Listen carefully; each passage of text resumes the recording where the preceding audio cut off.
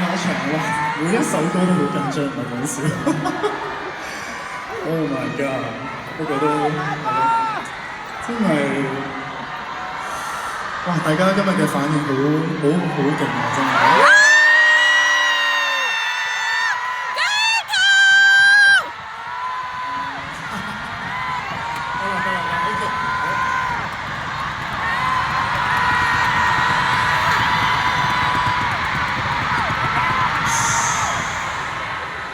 我嘅説話都唔聽，可以唔聽嘅，係啦，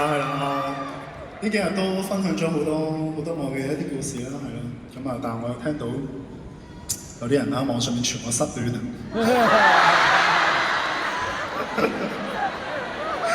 啊，證明我有進步啊，唱情歌啊，可以令你哋覺得我失戀。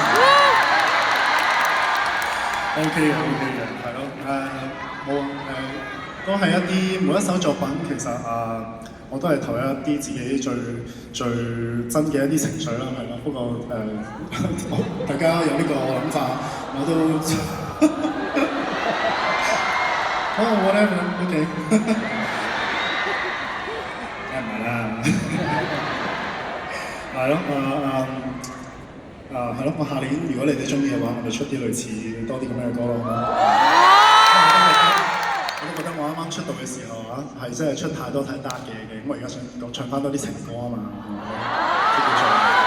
翻個市場，覺得大家又中意聽係嘛，我令你哋覺得我有失戀嘅感覺，咁證明我唱歌有進步咗翻先係咪？OK， 無論點樣都好啦，係咯，今日呢個演唱會嘅所有嘅 run down 所有嘅安排，其實都係